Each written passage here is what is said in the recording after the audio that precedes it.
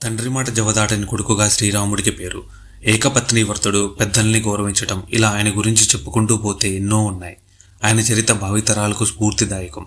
రామాయణం కల్పానికి పాత్ర అని కొంతమంది అన్నప్పటికీ వాటన్నిటిని కుట్టేస్తూ కొడుకు అంటే ఇలా ఉండాలంటూ ఇప్పటికీ ఆయన గురించి చెబుతూ ఉంటారు. అలాంటి రాముడి జననం గురించి అందరికీ తెలియకపోవచ్చు. త్రేతాయుగంలో రాముడు జన్మించాడు అని అంటారు. అయితే ఇది ఓ అంచనా మాత్రమే. అయోధ్య రామ మందిర ప్రాణప్రతిష్ఠ 22 జనవరి 2024 జరిగింది. అది కూడా 12 గంటల 29 నిమిషాల 8 సెకండ్ల నుండి 12 గంటల 30 నిమిషాల 32 సెకండ్ల మధ్య జరిగింది. ఆ 84 సెకండ్లు ఎందుకు నిర్ణయించబడ్డాయి? అసలు ఏమిటి ఈ 84 సెకండ్ల యొక్క ప్రాముఖ్యత? దీని గురించి మనం క్లుప్తంగా తెలుసుకుందాం. ముందుగా నాది ఒక చిన్న విన్నపం.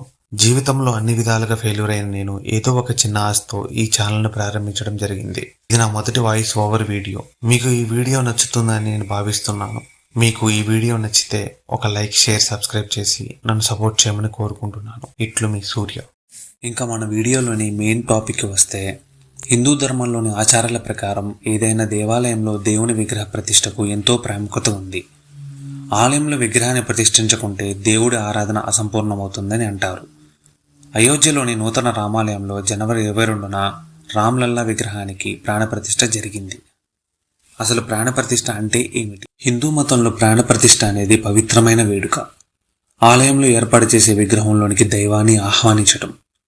కొత్తగా ఆలయం నిర్మించినప్పుడు లేదా కొత్తగా విగ్రహాన్ని పెడుతున్నప్పుడు ప్రాణప్రతిష్ఠ చేస్తారు. నిన్న వేద మంత్రోచ్చరణల మధ్య రామ్లల్లా విగ్రహం ప్రాణప్రతిష్ఠ జరిగింది. సనాతన ధర్మంలో ప్రాణప్రతిష్ఠకి ఎంతో ప్రాముఖ్యత ఉంది. ప్రాణ అంటే ప్రాణశక్తి, ప్రతిష్ఠ అంటే స్థాపన అని అర్థం. ప్రాణప్రతిష్ఠ జరగక ముందు దాకా ఆ విగ్రహానికి ప్రాణం ఉండదు. కేవలం విగ్రహం మాదిరిగానే పరిగణిస్తారు. ఎప్పుడైతే ప్రాణప్రతిష్ఠ జరుగుతుందో అప్పటి నుంచి విగ్రహంలోకి దైవం వచ్చి చేరుతుంది. సనాతన ధర్మంలో ప్రాణప్రతిష్ఠకు ఎంతో ప్రాముఖ్యత ఉంది. విగ్రహ ప్రతిష్టాపన సమయంలో ప్రాణప్రతిష్ఠ తప్పనిసరిగా జరుగుతుంది. ఏదైనా విగ్రహ ప్రతిష్టాపన సమయంలో ఆ విగ్రహానికి జీవం పోసే విధానాన్నే ప్రాణప్రతిష్ఠ అంటారు. అసలు ఈ ప్రాణప్రతిష్ఠకి ముహూర్తం ఎలా చూస్తారని తెలియాలి అంటే మనకి ముందుగా మన జ్యోతిష్య గణన గురించి మనకి తెలియాలి. మన జ్యోతిష్య గణన ప్రకారం 24 గంటల దినాన్ని 60 గడియలుగా విభజించారు. అంటే ఒక్కో గడియ 24 నిమిషముల కాలం. 2 గడియలు ఒక ముహూర్త కాలం, అంటే 48 నిమిషములు. ప్రతిరోజు పగలు 15 ముహూర్తములు, రాత్రి 15 ముహూర్తములు, మొత్తం 30 ముహూర్తములు ఉంటాయి. జ్యోతిష శాస్త్రంలో వీటికి వేరువేరు పేర్లున్నాయి. పగలు సూర్యోదయం తర్వాత వచ్చే 8వ ముహూర్తమును అభిజిత్ ముహూర్తము లేక అభిజిత్ లగ్నం అని అంటారు. సూర్యోదయం అయ్యే సమయాన్ని బట్టి ఈ సమయం స్వల్పంగా మారుతుంది. సూర్యుడు ఆకాశం మధ్య భాగంలో వచ్చినప్పుడు అభిజిత్ ముహూర్తం అంటారు. ఇది రోజులో 8వ ముహూర్తం. సూర్యుడు ఏ విధంగా అయితే చీకటి నశింపచేయనో అలాగే అభిజిత్ ముహూర్తం సర్వదోషములను నశింపజేస్తుంది. అసలు ఈ ప్రాణప్రతిష్ఠకు ముహూర్తం నిర్ణయించిన వారు ఎవరు? అయోధ్య ప్రాణప్రతిష్ఠకు ముహూర్తం నిర్ణయించిన వారు శ్రీ పండిట్ జ్ఞానేశ్వర శాస్త్రి. కాశీలో ప్రముఖ జ్యోతిష్కులు.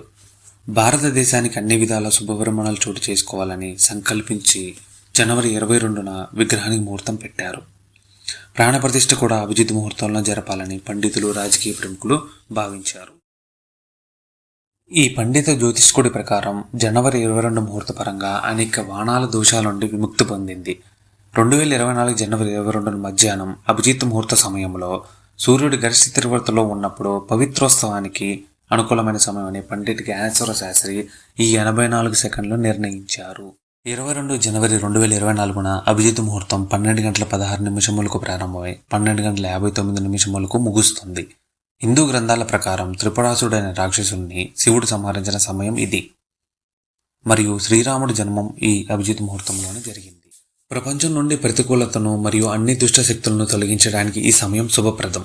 కర్ణాటకకు చెందిన శిల్పి అరుణ్ యోగరాజ్ తయారు చేసిన 51 అంగుళాల రామ్లల్లా విగ్రహాన్ని జనవరి 18న పూర్వాభిషేకాల ఆచారాల సందర్భంగా ఆలయ గర్భగుడిలో ఉంచారు.